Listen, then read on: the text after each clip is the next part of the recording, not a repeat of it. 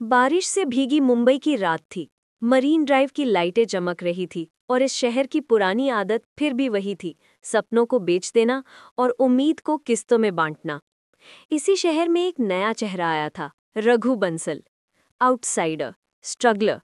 उसके पास ना तो गॉडफादर था, ना कोई स्कैंडल का पैकेज, बस एक स्क्रिप्ट थी और थोड़ा सा हौसला। रघु का दोस्त और पब्लिसिस्ट मीरा हमेशा कहती थी, मुंबई में एक्टर बनने के लिए दो चीज चाहिए, फॉलोअर्स और फेक स्माइल। टैलेंट बैकएंड में ऑटोफिल हो जाएगा। रघु हंसकर टाल देता, लेकिन अंदर से जानता था कि सिस्टम ऐसा ही है। पहला ऑडिशन रूम, सामने ब्लैंडेड ट्रैक सूट में star kid Prince Kapoor dialogue दे रहा था। पुलिस स्टेशन का सेट था, लेकिन पुलिस स्टेशन में स्मोक मशीन चल रही थी और हथकड़ी पर हीरे जड़े थे। रघु की बारी आई। उसने सीधा, ईमानदार मोनोलॉग बोला। कमरे में सन्नाटा छा गया, पर कास्टिंग टीम ने कहा, बहुत रियल लग रहा है, हमें रियल रियल नहीं चाहिए, थोड़ा सिनेमैटिक झूठ मिलाओ।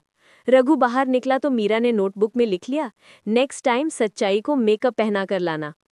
धीरे धीरे रघु ने देखना शुरू किया कि यहाँ एक्टिंग से ज्यादा काम पीआर और स्कैंडल से चलता है। मीरा ने उसे सूटेबल स्कैंडल पैकेज दिया।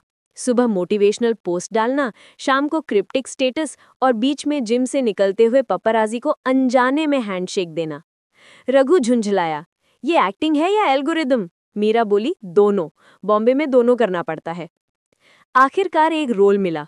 फिल्म का नाम था anti hero #no filter. Shooting set पर डायरेक्टर ने कहा, यहाँ डांस नंबर होगा। गाने के बोल, मेरे दर्द में ब्रांड है। बीट ड्रॉप पर तुम्हारे गम पर जूम होगा और बैकग्राउंड में गुलाबी स्पोर्ट्स कार। रघु ने हैरानी से पूछा, मेरे किरदार का दर्द और गुलाबी स्पोर्ट्स कार? कोरियोग्राफर ने हंसते हुए कहा, दर्द तो ऑटो ट्यून में आ जाएगा, तुम बस ट्रेंड पकड़ो। शूट खत्म हुआ, गाना रिलीज हुआ और सोशल मीडिया पर हिट भी हुआ। टाइटल था, breakup brand up Bombay up. लोग बोले, कितना रिलेटेबल है, जबकि रघु जानता था कि सब फेक है।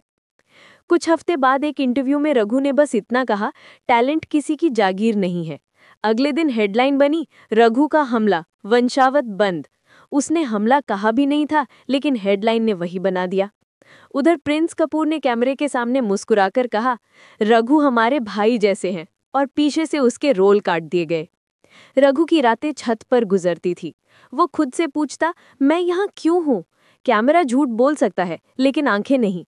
फिर आया ओटीटी का ऑफर। मीरा ने कहा, खुद का शो पिच करते हैं, नाम होगा outsider mode on, docu drama, real real.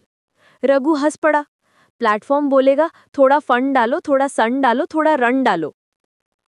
Shooting शुरू हुई, बिना फॉग मशीन, बिना गुलाबी कार, बस बत्ती, सच और बम्बई की आवाजें। लेकिन पिच मीटिंग में बॉस बोला, अच्छा है, बस एक हेटेबल विलन डालो, एक अपबीट ब्रेकअप सॉन्ग और थोड़ा कंट्रोवर्सी रेडी स्टेटमेंट। रघु ने सोचा, अगर मैं वही बन जाऊं जिससे भाग रहा था तो फर्क क्या? मीरा ने पहली बार पब्लिसिस्ट नहीं, दोस्त की तरह कहा, तू जो है वही बेच, वरना खो देना खुद को। अवार्ड शो का दिन आया। होस्ट ने मजाक उड़ाते हुए कहा, यहाँ टैलेंट से ज्यादा टक्सीडो फिटिंग देखी जाती है। प्रिंस कपूर ने अवार्ड लिया और कहा, ये मेरी स्ट्रगल का है, जिम से सेट तक। लोग ताली बजा रहे थे। रघु और मीरा गैलरी से तमाशा देख रहे थे। मीरा हंसकर बोली, यहाँ रोना भी बेस्ट एंगल के बिना पोस्ट नहीं होता। इसी बीच रघु और डायरेक्टर सोहम ने मिलकर एक नई स्क्रिप्ट बनाई, fake it break it make it. Shooting guerrilla style में हुई, रियल लोकेशन, रियल लोग, रियल डायलॉग।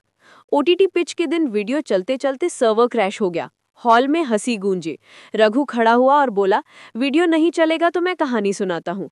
ये शहर सपनों पर क्यूआर कोड लगाता है। यहाँ किरदार की कीमत फॉलोअर्स तय करते हैं, लेकिन मैं यहाँ भाग्य बेचने नहीं आया, मैं यहाँ खुद को ढूंढने आया हूँ। कमरे में सन्नाटा, फिर धीरे धीरे तालियों की गूंज उठी। बॉस ने कहा, ग्रीन लाइट, बशर्ते तुम वही रहो जो अभी थे। शो रिलीज हुआ, मीम्स बने, ट्रोल्स आए, पर लोग बोले, ये असली लगता है। प्रिंस कपूर ने भी कहा, तू सही था, टैलेंट किसी की जागीर नहीं। आखिरकार प्रीमियर नाइट पर जब पूरा हॉल तालियों से गूंज उठा, रघु मुस्कुराकर बोला, अब समझ आया, रियल बनो, रील अपने आप बन जाएगी। स्क्रीन पर आखिरी शॉट, मुंबई की सुबह, लोकल ट्रेन की सीटी, छत पर खड़ा रघु और हवा में उड़ते पन्नों पर लिखा, the bads of Bombay, a spoof about love hate and lights of the industry.